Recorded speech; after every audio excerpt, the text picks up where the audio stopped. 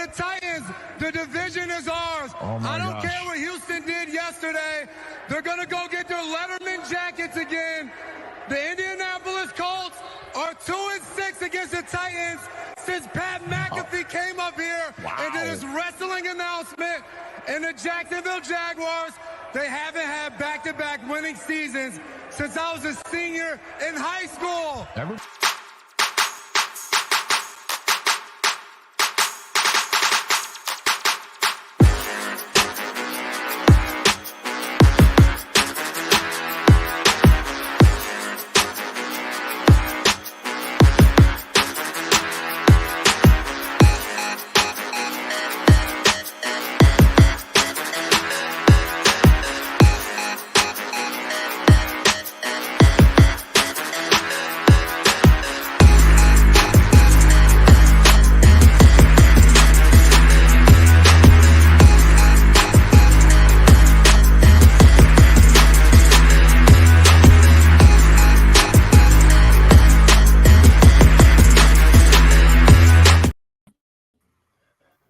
What's up, Titans fans, and welcome to the Titans Fan Battle Podcast, brought to you by the Fan Battle Sports Network. I'm your host, Maximus Titan Fan, and as always, my co-host here, who seems to be having some technical difficulties. Can you hear me, Flame? Yeah. All right. Introduce yourself, man. It's Flame Douglas, man. #1 Titans fan in the nation. All right. And our special guest tonight, Cortland, as you know, has been on our show a couple times. He actually told me I needed to get with this guy and learn this guy's name. So I have been. I've been studying a little bit. Mike Patton, touring the AFC South. You go ahead and introduce yourself and let everybody know where they can find you at, Mike. Well, of course, I'm Mike Patton from Touring the AFC South. Definitely a pleasure to come on the show. Of course, you can find Touring the AFC South on all your listening platforms: Spotify, Apple, Google Podcasts, iHeartRadio, you name it, we're there. YouTube as well. So, hey, it's my pleasure to be on the show. Hey, thank you, man. It's our honor. Tonight, we're going to talk about a few things. We're going to try to be quick about it, but also, there's a lot of stuff to get to because a lot of stuff has happened lately. First, we're going to talk about training camp. It started yesterday with the rookies. We got Will Levis signed just in time, so now all our rookies are signed. Everybody's at camp. That's a nice thing to have. The veterans are coming in tomorrow. So what matchups are you guys looking at, or who wants to go first? Let's start with that. Let's let I guess Mike Patton go first, man. What you looking at, Mike? Go ahead, Mike. What you got? All right. The matchup I'm looking at that, probably many have glossed over, but is actually there, especially now with DeAndre Hopkins signed, is the slot receiver position. Are you looking at Chris Moore, which is the veteran they brought over from the Houston Texans to the Tennessee Titans, versus Kyle Phillips, a guy that's electric with his quickness and can get open on anybody, but can't stay healthy? So is it going to be the veteran that had one of his best years ever in the NFL, or is it going to be the guy that can get open but can't stay healthy? Which one capitalizes on the opportunity? It's going to be interesting to watch that battle. Yeah, actually, that's one I really haven't thought of that much. And to be honest, you're right. Yeah. I've glossed over it, but Chris Moore is a really smooth receiver. He's really smooth in his routes. I don't really know how else to explain it, but he's not really jerky. He just looks like he's effortless when he's doing it. I could see him as a slot receiver really easy, a lot better than an outside wide receiver. So that actually makes a lot of sense. And yeah, the question mark on Kyle Phillips clearly is, can he stay on the field? Anything right. It's going to be interesting.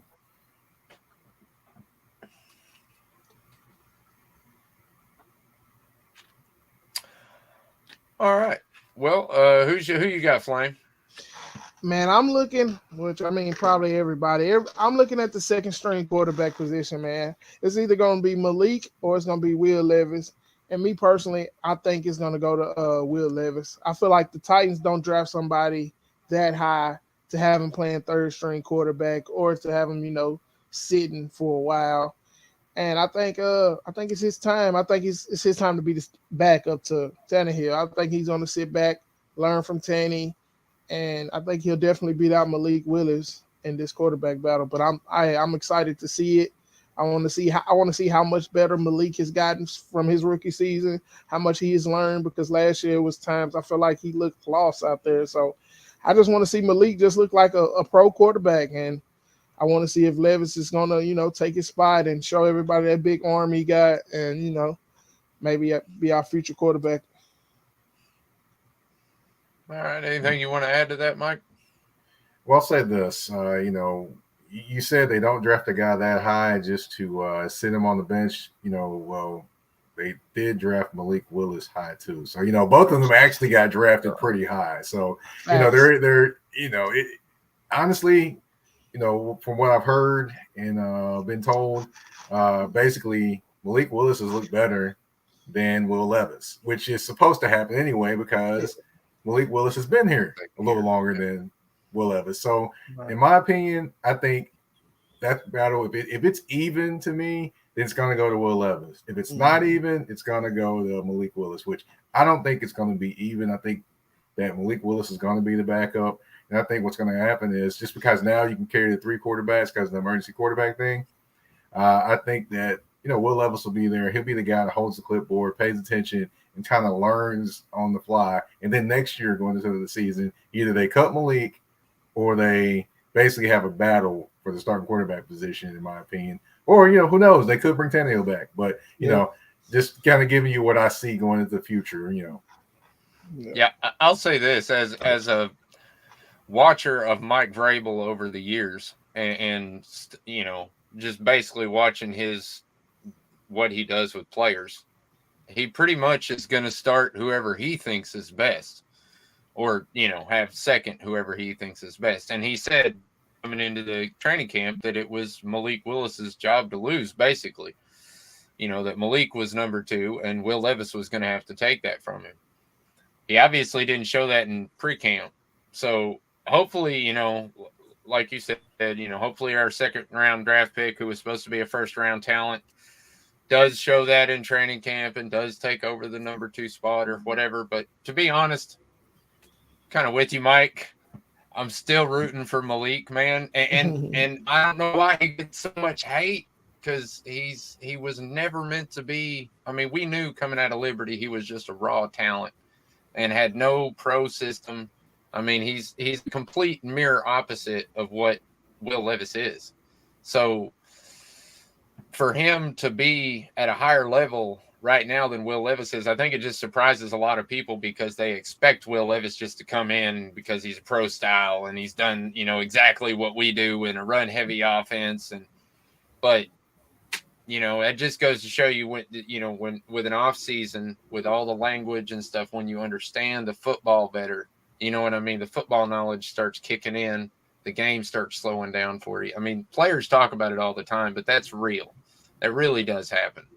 Yeah. One thing I want to also throw in there as well. A lot of people, like you said, expected him to come in and be this awesome, great quarterback that's going to unseat Ryan Tannehill and set the world on fire. But that wasn't realistic, like you said. Another thing that you talked about him not being ready to be, an NFL quarterback yet. He was a one-read quarterback when he was at Liberty. When you come to the NFL, you got to read the entire field. That's a huge adjustment for a quarterback, and people don't understand that. And the thing that irritated me the most is that so many people were like, "Oh, he's just horrible. He's this. He's this." You don't factor in that he's trying to get used to a system where he's reading the whole field. He's either a one read and go is what he had in Liberty under Hugh Freeze.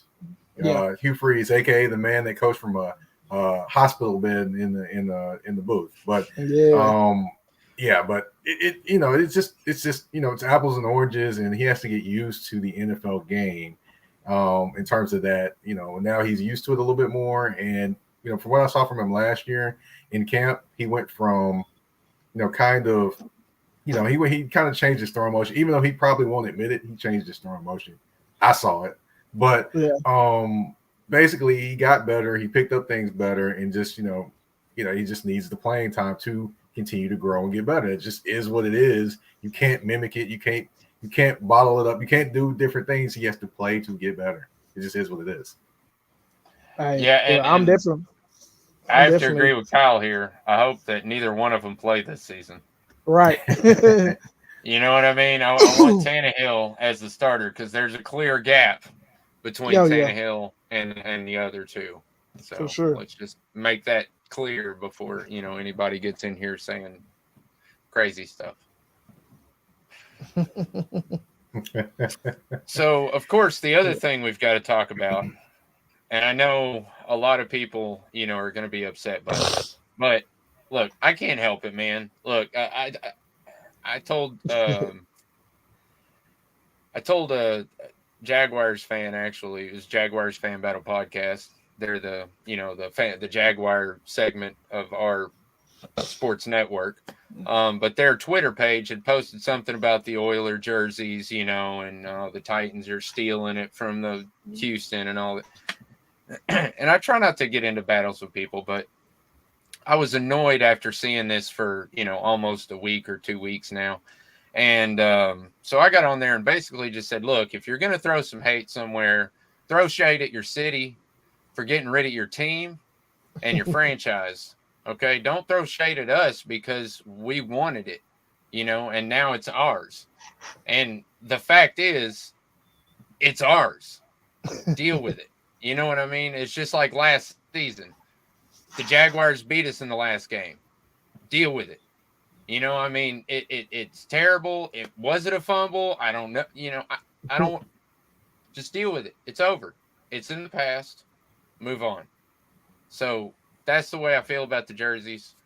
Just had to say that before we get into how sweet they are. Oh, wait. Oh, crap. I forgot about my training camp battle.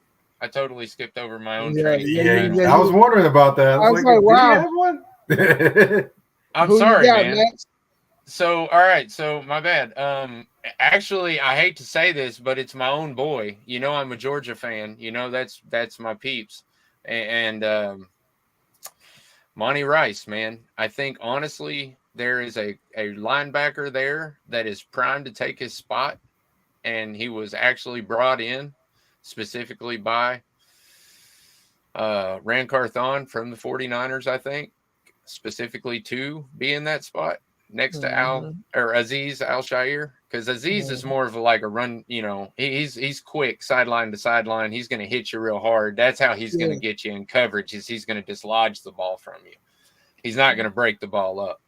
But there is a guy named Ben Neiman who we also picked up that is really good at that. Like ecstatically good at that. He's not the best run blocker though. So, but when you pair him with Aziz as a run blocker, or you have like a nickel package with maybe Elijah Molden in there also, or something like that, that gives you all kinds of wiggle room. You know what I mean? When you got the two different types of inside linebackers there. That's my battle. Any thoughts? I got some thoughts. As far as the thoughts on that one, I mean, I don't think necessarily it's a battle between those two. I actually think that Monty Rice and Aziz are probably going to start together, to be honest. I think that's what they're going to end up happening, because I think Monty Rice has had some years in the system. The biggest thing with him is just to make sure he's healthy, because, he didn't come into the season last year to be healthy. I mean, coming into the last season healthy, I should say. Even though Neiman is a talented linebacker, I don't think he's ready just quite yet. I mean, they thought the guy from Ole Miss was going to come in and be a guy as well, and that didn't necessarily happen off top either. He got injured too. So, I think that Monty Rice will definitely end up being the guy, and I think that I'm going to say this now. I think Aziz is going to be an potential all-pro linebacker this year for the Titans. Okay. I agree. You look at him in the 49ers system, and he's already good. Now you give him to Mike Vrabel, who is like, he's like a linebacker. He just takes linebackers from Play-Doh and turns them into amazing linebackers. You look at every linebacker who's left in the last 3 or 4 seasons, and they're all terrible wherever they went. You know what I'm saying? I don't understand why people can't get that. That's why it makes me so upset that Monty Rice isn't as good as I wanted him to be, because, dude, you are killing me with that audio. And you got to excuse outside. It's storming in Nashville. Oh, okay. That's Yeah. what's going on. All right. All right. Well, see, Yeah. I am not in Nashville. I am like about 3-hour drive from Nashville, east. Gotcha. So Okay. it's beautiful here still right now. Oh, well, Sorry. storms are coming. Yeah, I was gonna say. I guess I know what I look forward to. All right. So, and I don't know how I forgot this either, but the biggest thing I wanted to talk about tonight is the fan lottery system for the training camp. Mm-hmm. You know, everybody knows I don't like to talk negatively about our team or our franchise because I love it. I absolutely bleed two-tone blue. However, I think this is a disservice to the fans. I understand if you don't want to open it back up to the general public, you know, like you did before. You know, maybe have some kind of like fan lottery or something like that. I don't know. But the fact that you have to be a season ticket holder and then you have to win the lottery, it just seems, I don't know. It just seems like you're doing a disservice to your fans. As a fan, I used to come to the training camps every year. It used to get me close to the players. I felt like I was getting to know the people, the players as people, not just, you know, and I met a lot of cool fans there too, to be honest. I've met a lot of really cool Titans fans there and hooked up with them on social media and stuff like that. So it just kills me that, you know, along with the caravan, have been taken away since COVID, you know, and I wish they would come back. I don't know if they're still saying it's a COVID issue or what the deal is, but I just wish that Tennessee Titans would bring it back. I've got a thought there for you, actually. Go ahead. You know, one thing I did notice, and I don't know if many, you know, from the outside looking in notice, is that the Titans facility has changed. It's got a lot of a facelift. They've got a lot of construction going on. And where the actual stands used to be, where fans used to be, there's actually a building there now. So, you know, where that is basically where the stands used to be. So in that aspect, I kind of understand why they have a lottery system, because they have limited space to actually bring people out there.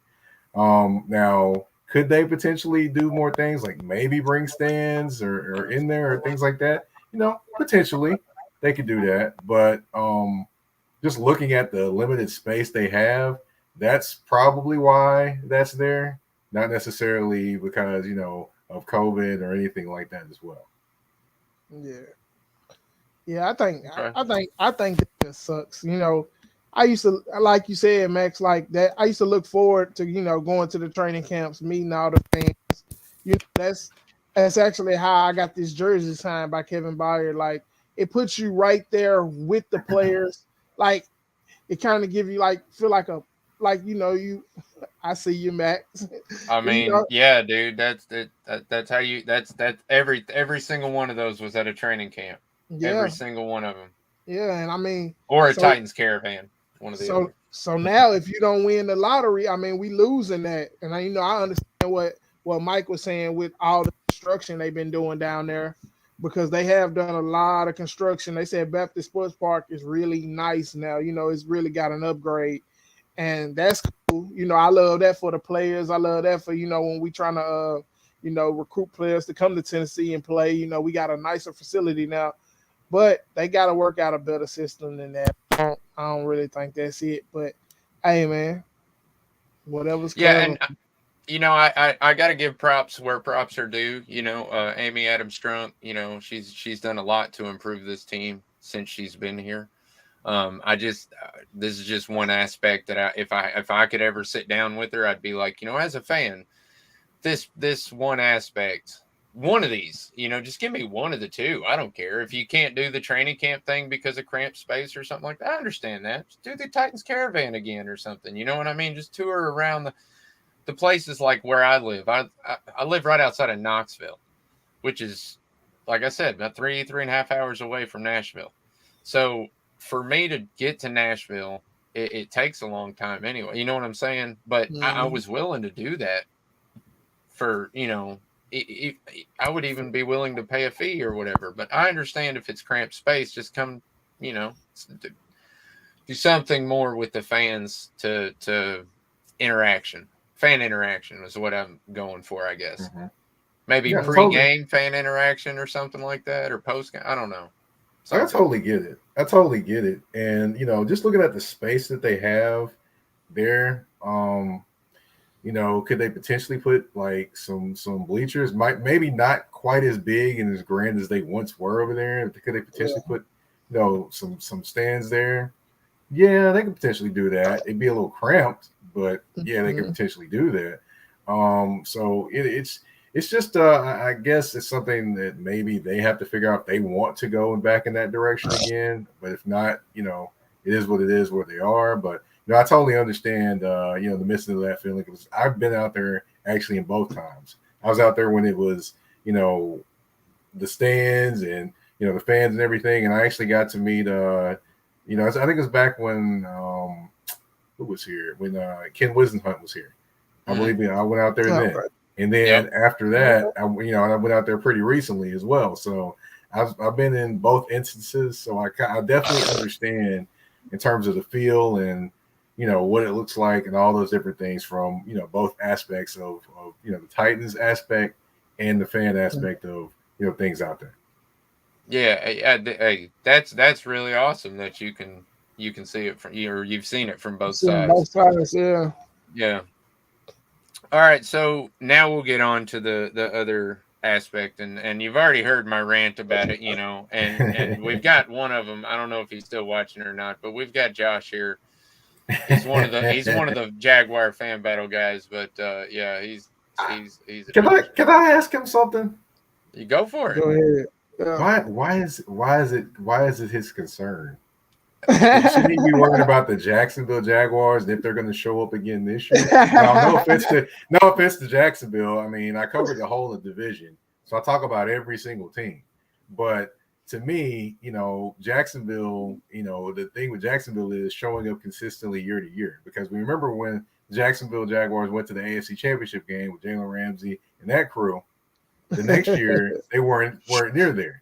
So, you know, the biggest thing I think that maybe Jacksonville may not worry about is just worry about the consistency year to year.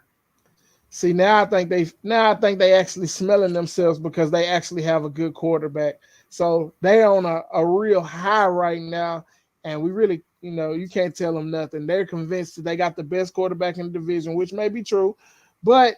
That is true. That is true. Come on. I mean, but at the end of the day, you still the Jaguars, bro. Like your front office still got to get it together in some spots. You're not the best at every position. So Jason McCourty said it best in our intro. They haven't won back-to-back seasons since he was a senior in high school. Yeah, facts. Yeah. So until you win back-to-back seasons, you know, show up. Just chill. Yeah. Show up, man. Show up.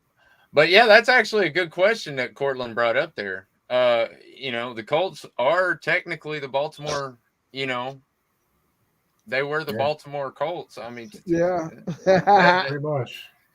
That's a very good question there, Cortland. You could say they were throwbacks every game. Yeah. Yeah, you really could. Love you, blue. All right. So let's look at some of this awesome drip that we got. These new threads. I like this. This is something that one of the guys did that I thought was really nice. So I stole it and said I asked him first, and he said, "Yeah, of course you can." And I took this straight off the Titans page, but I really like this. And I know, you know, like I said, I wasn't trying to start anything, but I've been listening to it for a week and a half and I just can't take it anymore. And this is the Titans fan battle podcast. Okay. So we are in battle with 3 other teams. So they're not going to like this picture, but I'm sorry. There it is. Oh my God. Look how big his hands are on that helmet. Man, he finally get to put on the Oilers helmet and jersey, and he doing it in Tennessee. Feels good. Yes, And it does. You know what would be the funniest part? I mean, I'm not going to say funny, but it would be interesting is if they wore these throwbacks against the Houston Texans. They If they wore have. the throwbacks against, they did that, that would be the ultimate slap in the face to that entire organization if they did that. I'd be like, wow. They came out and said that they're not gonna wear them on the road. They're gonna wear them at home. So it's gonna be 2 home games. And that was the other big question that I had along with the oil, after we talked about how sweet they looked and all that, because they do look pretty sweet. And they were on Good Morning Football, if you watch that. Jason McCourty, the whole crew was talking about how nice they looked, and we're two or three of them were wearing jerseys, and actually they do look decent for Oiler jerseys. I'll give them that. I really wanted the black jersey, but whatever. Everybody's been hashing on me. I'll tell you this. When it comes to a jersey, you had a better chance of getting the Oilers Love You Blue jerseys than you ever have of getting a red jersey or a black jersey from the Titans. I mean, I've been screaming. I remember I had a red Steve McNair jersey when I was a kid. And I used to always wonder, when are they going to wear this jersey? And they never wore it. And honestly, I don't ever see them wearing it. Unbelievable, bro. I have that jersey. I had that jersey and a Javon Curse same year, the red, full-on jersey or whatever. Yeah. And I gave the Steve McNair one to a buddy of mine or whatever because he went to a Titans game with me. And he's not a Titans fan, so I was like, here, man, wear my jersey. And then, kind of dropped him off with the jersey on and then just never got it back. Oh, man. Oh, it's all right, man. I don't mind. I told him to keep it. Shout out Eric. He's a good buddy of mine. It's no big deal. I really hated that we didn't wear them. Yeah, I love that. I and really the hated defensive coordinator. Back when John, what's his name? Jim Stewart. Is that right? Jim Stewart. Am I saying that right? Jim Schwartz. Sorry. Jim Schwartz. Schwartz. Yeah, back when Schwartz was our defensive coordinator, he always used to wear that red hat. And I went nuts over it. I went absolutely bananas over it. It's the first time I'd ever seen one, and I went bananas over it. I wanted one so bad. I couldn't find them anywhere. So I started just telling everybody, I want a red Titans hat. I want a red Titans hat. And my mom, out of nowhere, shout out Mom, comes out and just, here's the Titans red hat. I found it, at some yard sale. It was brand new, still had the tags on it and everything. I was like, oh my gosh. Wow. Big shout out to Mom. Yeah. But sorry, we're getting off on a crazy tangent here, but what is the other team we're going to play against at home with the Oiler jerseys on and why? That's a good question. Actually, we need to look to see what game is the homecoming game. Because I'm pretty sure the homecoming game, they're going to wear those Love You Blue jerseys during that game. Sure. So that's one game right there. Whatever homecoming is, it's going to be Warren Moon and all those are going. All those the veterans and the older players, they'll all be in town, and they're going to wear those Love You Blue jerseys. I bet they wear the Love You Blue jerseys for that. Homecoming in Houston. That's when we need to pull them out. I'm wondering. I heard somebody say Atlanta. They were going to wear them against Atlanta. I seen that too. I could understand that just because of the kind of significance of Atlanta to the Titans in terms of when they played in Atlanta last. They kind of had they had the other jerseys on when they played in Atlanta. They also played the Super Bowl in Atlanta with the other jerseys as well. So I can understand maybe the significance there, but I don't know. Other than that, I don't understand why they would wear them versus Atlanta. Unless it's a Halloween, unless they're wearing it because it's Halloween weekend. I mean, that's the only thing I can think of. You bring up the best argument to my answer because I thought I had nailed it because but you bring up the best argument. Homecoming is the perfect time to wear them. Oh yeah. If that's not the Houston game, then absolutely that's when they should probably pull them out and wear them. But technically our England game is slated as a home game. Now the Ravens are a pretty big rival. you know, back when we used to play in the same division, you know, this is for the old school fans, you know, back AFC when we used to Central. play. Yeah. Yes, sir. Yes, sir. Yeah, I remember those days. Ray Lewis, oh man, against Eddie George, that was so sweet to watch those two men go up against each other. I hope they don't waste them in London. Nah, we need to have these on at Nissan in front of our fans. That's a primetime game. It's also, like I said, in London, and it's technically slated as a home game, and it would be against a rival. I think it's a good choice, but I think Mike nailed it with the homecoming game because I mean, that's a perfect answer. Yeah, for sure. Yeah, with everybody there. Yeah, like you said, invite everybody back. Have the Warren Moon and the Eddie George standing there, and the, you know, oh man, yeah, that's gonna look nice. Yeah, no, I actually, man, I still remember, you know, I've met Warren Moon, so you know, I would say this: he still looks like he could throw a football and get out there and throw for 300 yards.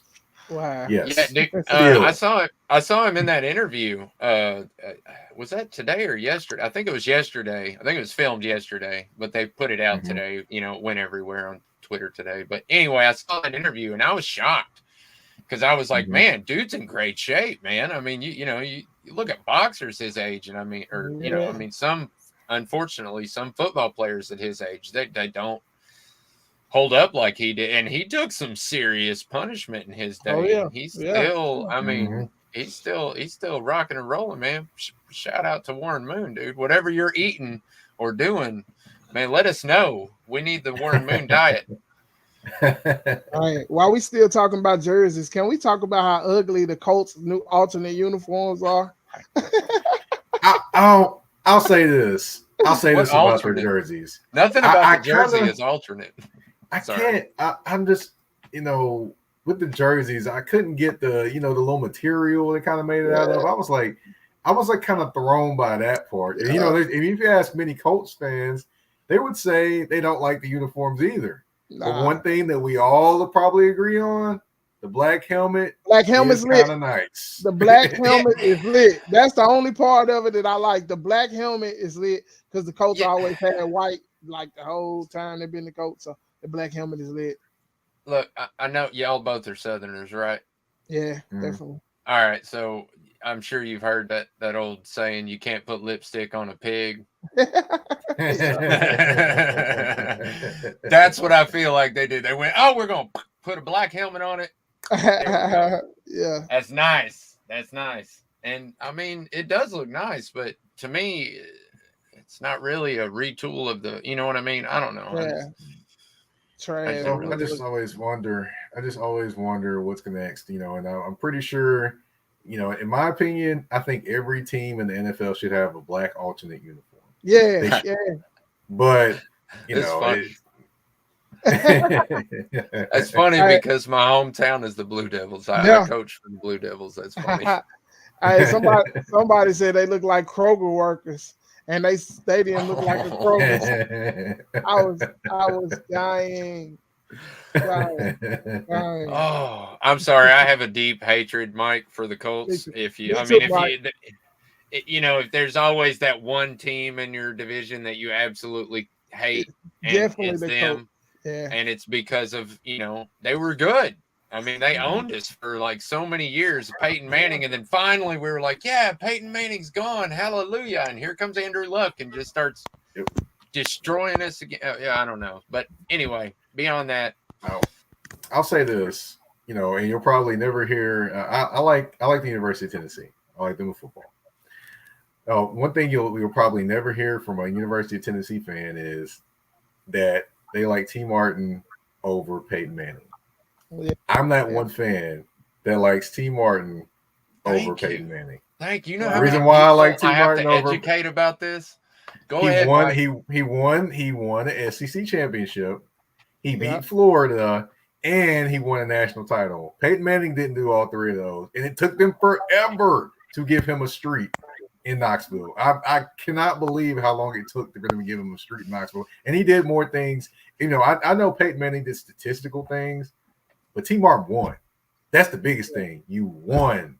Yeah. He did that. And it took forever for them to give him his respect and his due. up there. Yeah, and he didn't really even get a fair shot in the NFL because of his injury. I mean, you can't help that. You know what I mean? You blew out of your knee. You know, I mean, that's just bad luck. And yeah, I'm with you on that, Mike. It is what it is when it comes to injuries. You know, you can't, that's just what it is. And, some players, have that luck and be able to make it and things like that. But, as far as college-wise, yeah, he will forever be my favorite quarterback at Tennessee. Yeah, and I mad respect to Peyton. You know what I mean? Like you said, Matt. I just said the whole reason I hate the Colts starts with Peyton Manning. And a lot of it is because I live in UT country. So a lot of people around here actually don't root for the Titans. They root for the Colts, which is like mind-boggling to me because Peyton Manning hasn't played for the Colts in like 12 years or something like that. Like, let it go, dude. I don't know. But it irritates me. Can you bring one of those comments up? Yeah. Which Cortland one? Comment? Cortland. Oh. Yeah, I see it. Yeah. What's funny, Cortland, is he actually is the wide receivers coach for the Baltimore Ravens now. Oh, I did not know that. Wow. Okay. Yeah, he left Tennessee to become the wide receivers coach for the Baltimore Ravens. That's what's good up. for him. Yeah, he's coaching. So he's coaching Odell Beckham. He's coaching all those guys that they brought in as weapons this year in Baltimore. Yeah. Boy, he's living the life. That is awesome, man. Yeah, shout out to T. Martin, man. Well, yeah, good for him. Hold up, I got another one for you too that y'all may not know. Y'all know that his son actually is Amari Rodgers, right? That plays in the NFL. Really? That's his son. Yeah. Yes. They ended up going to Clemson. Yeah, that's his son. Yeah. Amari Rodgers. Yeah. Wow. Yep.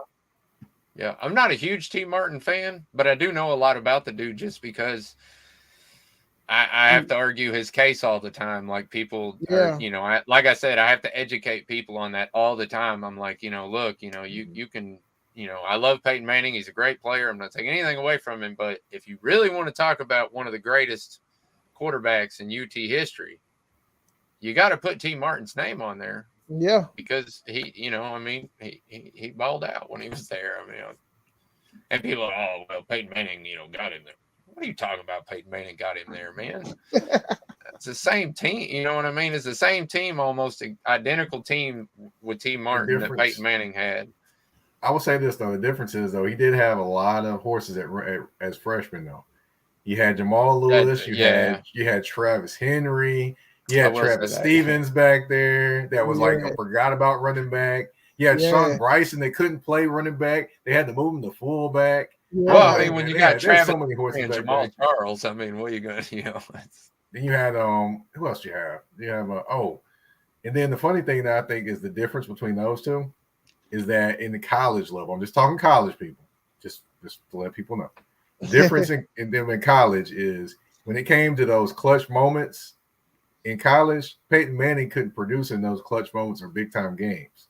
Mm-hmm. In the big time games with T. Martin produced and he made the big time play when it needed to happen for Tennessee. Well, that's the difference. I'm not saying his entire career that Peyton Manning was not clutch and things like that. He did eventually overcome that and become the guy.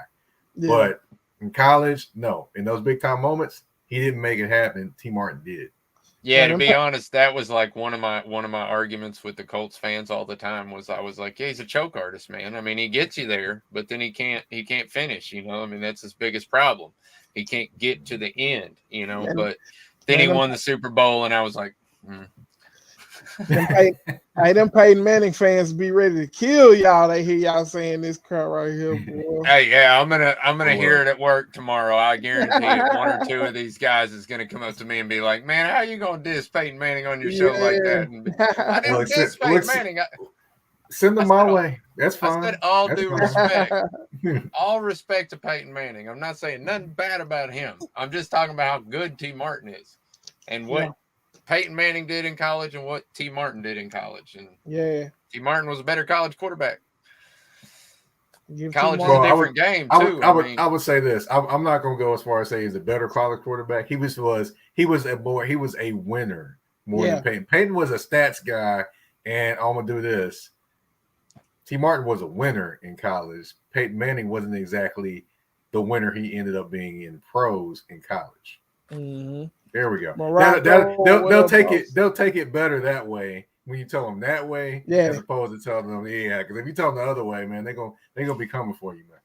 Yeah, they do. They do. They all hate me anyway because I'm a Georgia fan, and right now they really hate me. Georgia fan in the Knoxville area. In Knoxville, wow. You're a bold man. Yeah. See, I was raised in Cookeville, which is like 60 miles west of here. And I don't know what Cookeville is. I was gonna say, I don't know what happens when you cross the plateau, but like nobody talks about UT. Nobody cares. Everybody literally, and before we got the Titans, like literally everybody just focused on Atlanta Falcons and the Georgia Bulldogs. So I grew up, watching football, primarily the Georgia Bulldogs. And hold on. I'll say this in Nashville area in the mid-state, you probably have a plethora of different fans in terms of you have a ton of UT fans. You do have a ton of UT fans here. That's true. But you do have your Georgias, you have your Florida fans, you have your Alabama fans. They're all here, and you have some Kentucky fans too. I'm about saying this many Vandy fans too, though. Don't give me. Yeah, you got some Vandy fans. I can't speak ill on Vandy.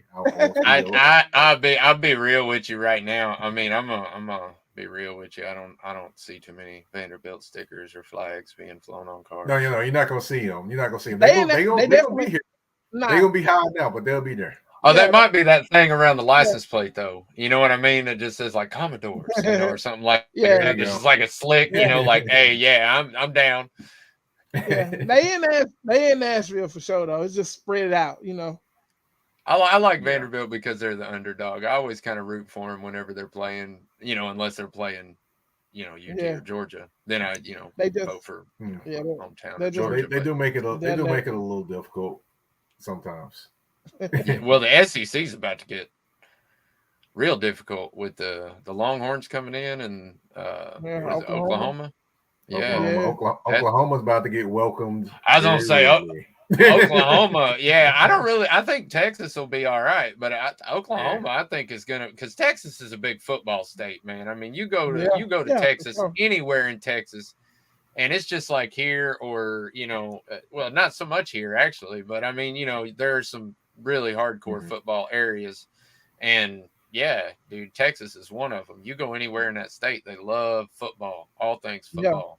Friday Night Lights is a real thing in a lot of towns. Oh yeah, exactly. So it's interesting, to see what they're going to do. But Oklahoma, I think, is they're in for a rude awakening. They got to get a little bit more physical. They because last year, they did have some former Tennessee players there last year too. So they had Wanye Morris at offensive tackle. Then they had Eric. What is his last name? I can't remember what his last name is. But anyway, the tailback. They used to be at Tennessee that transferred there. So so they did have some UT players there, but they've got to get a little bit more physical. And then also, what's going to be so interesting is now you're going to have the battle for the real UT. UT versus UT.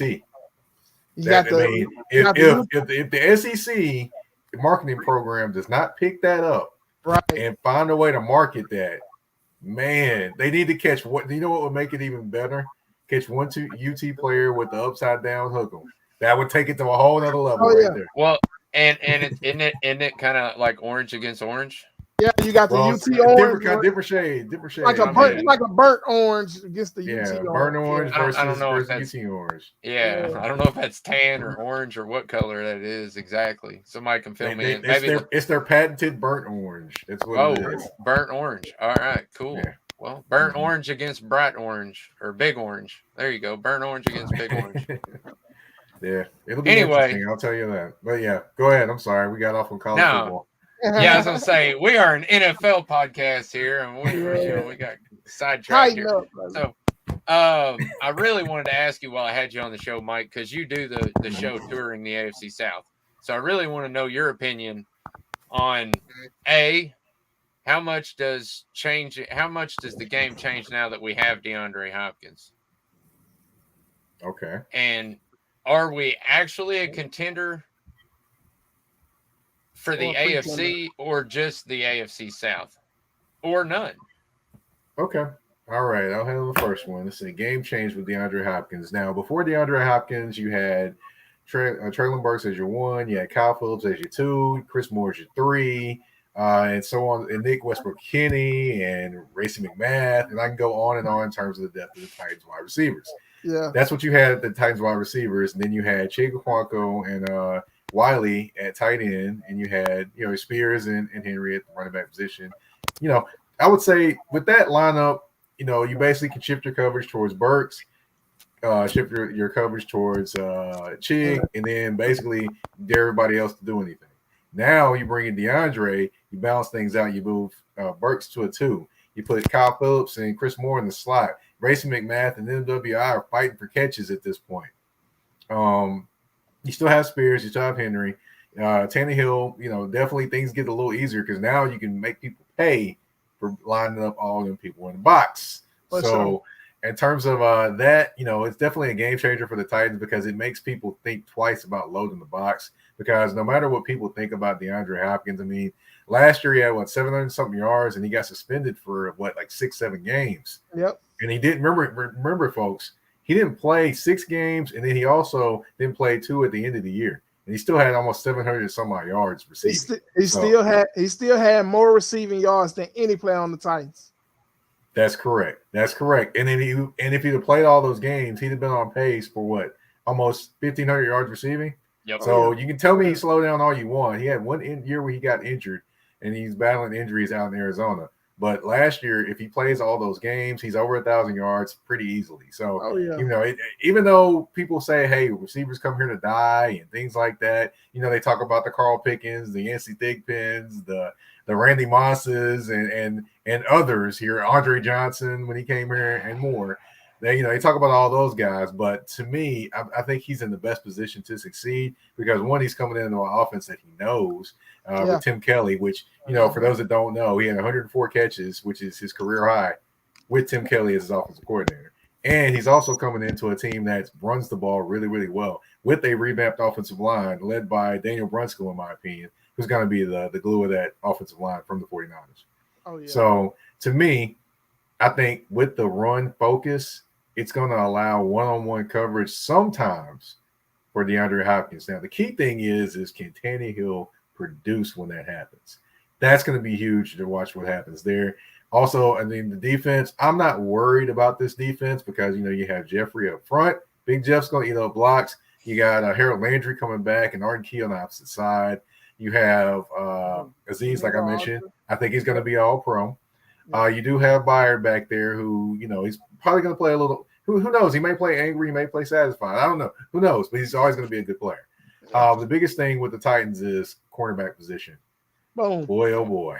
That's going to be something to watch right there. Now, can McCreary step up and learn the lessons from what he did last year? Can Fulton be healthy and be the guy he was in the first few games, which he was a very good corner in the first few games? And also, can Sean Murphy Bunting, he had a good year for the Tampa Bay, the year they won the Super Bowl, then the next year kind of, back and forth. So I think he may be the guy. If he's the guy and one of those other two step up on the outside, maybe you throw Elijah Moulton in the slot, then you have a solid secondary. Hopefully with that for the Titans, that happens. If that doesn't happen, you might have some problems back there, and you might be, striking up the band just a few too many times. Before we move on, while we talking about the secondary, how you feel about how's your honest feeling about Caleb Farley, Mike Patton? Honestly, I did not like the draft pick. When I saw the draft happen, I was like, oh, they realized this guy broke his back in college, right? It's the first thing I said. But I don't wish any harm upon him. I hope he heals. And I hope he comes out there and basically shows everyone that doesn't believe in him wrong. But at this point, he can't stay healthy.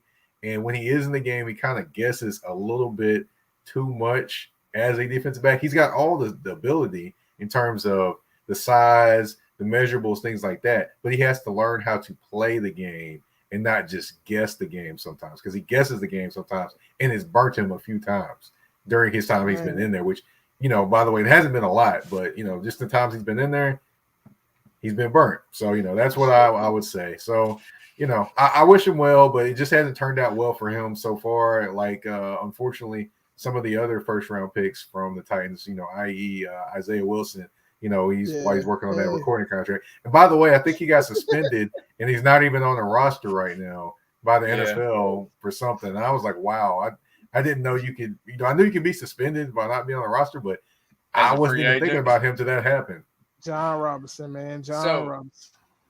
Let me get to the second part of your question too. Oh, yeah, go ahead. Okay, is them being a contender? I'll say this: they're definitely a contender for the AFC South. The jury's still out if they can be a contender in the AFC in general, because you have to figure out, can they be explosive offensively? Can they shut down teams when they need to shut them down? Can they win a game without Derrick Henry going just crazy in the backfield? Those questions need to be answered before I can say, hey, they can be a contender in the AFC. Now, do they have the ability to be a contender? Yes, they do, contrary to what many believe. Now, the question is, can they put that into action on the field? That's what I want to see. Hey, that's a very good answer. I like that. I'm a prove it guy too. I like, that's what I say all the time. People ask me what I think of a player. I'm like, well, from what I've seen so far, because I'm a prove it guy until I know who you are. Just like with Ran Carthon, when they hired him, I was like, I don't really know who Ran Carthon is, so I started doing some background I know exactly checks. who he was. Well, I mean, I'm just being honest. I'm a fan, and I dig deep, but I don't dig deep enough to get into front offices of other teams and stuff like that, especially not outside of the AFC South. Yeah, but for sure. As soon as they hired the guy, I'm a Titans guy, like I said, I'm all things Titans. So as soon as they hired him, I start digging into him and finding out he's an analytics guy, and he's big on draft. He started off, I think, as a scout. So I was like, okay, I like the all Atlanta Falcons, actually. Yeah, I was like, I like exactly what I'm hearing. This all sounds good. Now let's see what he does. And then the free agency acquisitions came in, and I was like, okay, not bad. I see what you're kind of riding the line here, but cool, whatever. And then the draft happened, and gut reaction to the draft, I'll be honest with you, I didn't really like. Then I went back over it as I do with everything else I analyzed, and I started noticing RES scores and the athleticism and the analytics that go behind it. And I was like, okay, all right. So now I'm starting to see a picture of what Ran Carthon's trying to do, And then, now that DeAndre Hopkins stuff has happened, got Will Levis signed right before camp, I feel like, we're going to maybe see in the preseason what we've got, because maybe George Fant wants a little bit more than we're willing to give him or whatever. Obviously, that's the case because they didn't sign a deal. But, I think we're going to just hope that he's still there, because, he put out a video today, I think, of him working out with some bags. And I think that was a direct shot at the Titans for not picking him up. But, hey, I can't blame the guy. I'd want to do the same thing. You didn't like my interview. Let me show you a little bit more. But, right now for me, Ran Carthon is like A++. Like I said with Cortland last week, I think I see him walking away from explosions with music playing, and he's just strutting in slow motion, because dude's handling his business. And not only is he handling his business, but he's doing it in style. I mean, he handles himself with such professionalism. He looks the part. He actually looks better the part. Like I said, I enjoy his fashion, which is weird, but I do. I mean, I do. When I see somebody who dresses nicely, I'm like, man, that guy's got nice fashion. I appreciate that guy's fashion. I'll say this though about Ran, real G's move in silence, and he knows he don't talk a lot. Yeah. That's what I'm saying, man. He is this dude is on point, man. And I'm telling you, I haven't been this excited in a long time. And it's not even really for this season. I mean, I am excited now for this season, now that we got D-Hop and everything. And like you said, way more opportunity of winning. But yeah, for sure. I am excited for next off season when he has a lot of money to play with instead of just like 20 something mil. He's got like 120 something mil. Yeah. Or, about 106, I think now. But I can guarantee you that if Aziz has a good season this year, he's going to be the first guy to get an extension. I can see that. Yeah. Yeah. I can see that happening. I mean, like, just to give an example, the deal with Andre Dillard, it's so intelligent. The contract is a very low risk contract because we can get out of it. If he plays like crap this year, we can get out of it next year and not owe him a dime. Yeah. But if he plays great this year, we still got him under contract for little money.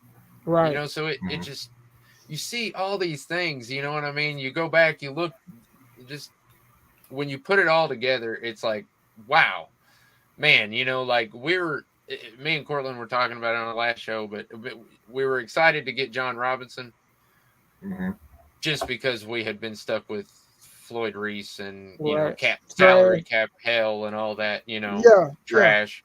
But we finally got rid of him. We were just excited to have somebody who had some ideas and some change. And then Amy Adams comes in, and just completely revamps everything. I mean, I think John Robinson was her first hire or whatever, but it shows the change. You know what I mean? And now you see Rand Carthon come in, and it's just a huge step forward. Right. Right. One thing I'll also tell you too is you skipped over one of the other GMs. That would be Rustin Webster. I know y'all. Oh yeah, Rooster. Yeah, I forgot about Rooster, man. But he might have been more terrible than Floyd Reese. He was forgettable though. You know what I mean? He had a couple good picks. I think. Well, Floyd drafted Steve McNair and Eddie George, so I can't necessarily pile on. Yeah. Oh no, I was talking about Rooster. But yeah, I know, man. I'm picking. I think he drafted Michael Ruse though, and for me, he's probably my favorite left tackle that's ever played for the Titans. Didn't he play what? How many years did he play before he retired? 11. 11. Okay. I don't know why my mind was thinking he played shorter than that. So, well,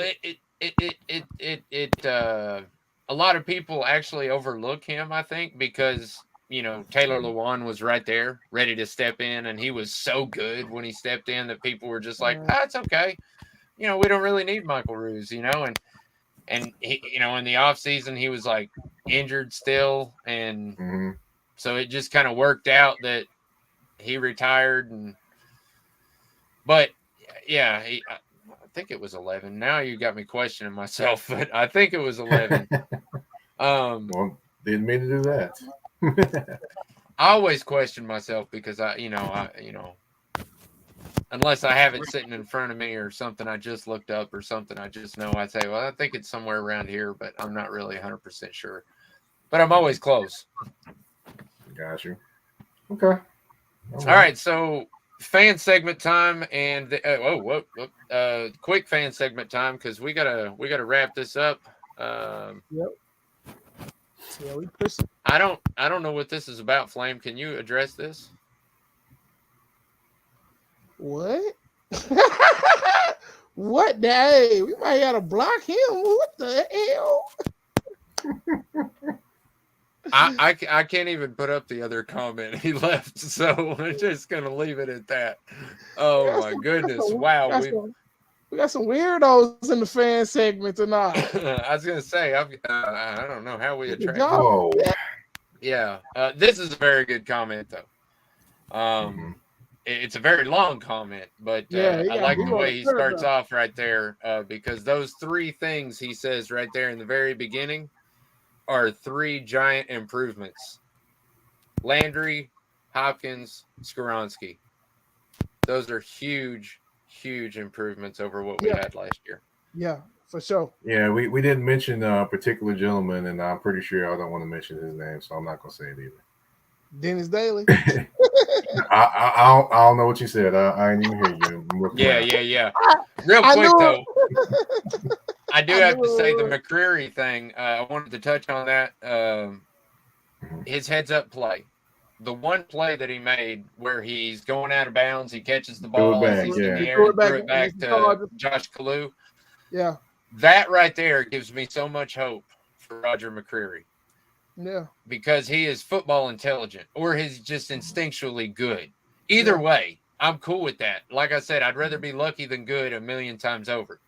for sure. So that's what gives me good hope for him in his second year and his big leap. I hope he's one of the big leaps that happens this year. I mean, he did some things that made me frustrated a couple times, but he was a rookie, so I mean, what do you expect? But I'm looking for him, Sean Murphy Bunting. Like I said, cornerback is probably going to be one of our weakest spots on defense, but I'm liking what we got to start off. You know what I'm saying? I don't really see it as a weakness, to be honest. I mean, as long as we stay healthy, Kristen Fulton, I really think is going to step up this season if he can stay on the field, and Yes. he produces pretty good numbers anyway. And Sean Murphy Bunting, I mean, he's not bad. You know what I mean? Speaking, I don't think so. I think honestly, he's going to be our number one corner probably. yeah. And then Roger McCreary or Elijah Molden or whoever you want, makes great. I know, man. Makes great slot corners. So, yeah, and or safety. Either way, Elijah Molden, he's one of those flex guys that I think the Titans love. But Speaking of staying on the field, Mike, do you think the injury bug is finally gonna leave us alone? Like we had it for 2 years straight. Do you think it's gone finally, man? It's been killing us, bro. I would like to say yes, but I can't say that confidently. We just have to see how it goes. But hey, the Titans have proven year after year that they can kind of overcome those things, except for last year, obviously. But Right. so we'll see how it goes. But hey, injuries are gonna happen. That's just football. Sure. That is true. All right. Any last thoughts before we wrap it up? I just want to say thank you all for having me on the show. And thank you for, I guess the questions and everything. And that's all I got. Hey, man, we really appreciate you coming on the show. We'd like to have you on again if you wanted to come sometime. Just let me know. For sure, during the season or something. I apologize for Flame's audio. We'll get him some new speakers or something. It'll be cool. But anyway, let them know where they can find you at, man, on social media, where they can watch touring the AFC South. Well, you can find me on social media on is it X now or is it still Twitter? But anyway, you can find me on whatever it is at Mike Patton 82. That's MikePatton 82. Of course, you can find me on Instagram and Threads at that's THA, not THE, _general_MP. And of course, touring the AFC South on all listening platforms: Spotify, Apple Podcasts, Google Podcasts, Amazon, iHeartRadio, and YouTube as well. And of course, now we've got gear. As you see, I'm wearing my Touring the AFC South shirt here. We do have, I do have an actual store. Just look up Touring the AFC South on Teespring. And I have all different logos, different colors for all different teams in the AFC South, along with the black and white one, black and red one. We went a little bananas with it, is all I can say. Well, Titans ain't the only one that's got some threads out. Right. Right. All right, Flame, let them know where they can find you at, man. Hey, Flame Douglas on Facebook, on Twitter, Flame_615. Come follow your boy. We'll keep up with us. We post updates about the show, about the podcast. Just come follow me. And as always, you can find me, as you see on the screen, Maximus_Titan_fan, pretty much anywhere that's Twitter or whatever they're calling it now, X, Twitter, whatever, Facebook, TikTok, Instagram, all of them. You can find me there. Or you can also follow the Titans Fan Battle Podcast on Twitter and Facebook as well. We thank you for joining us tonight. You guys have a good evening, and we'll see you around.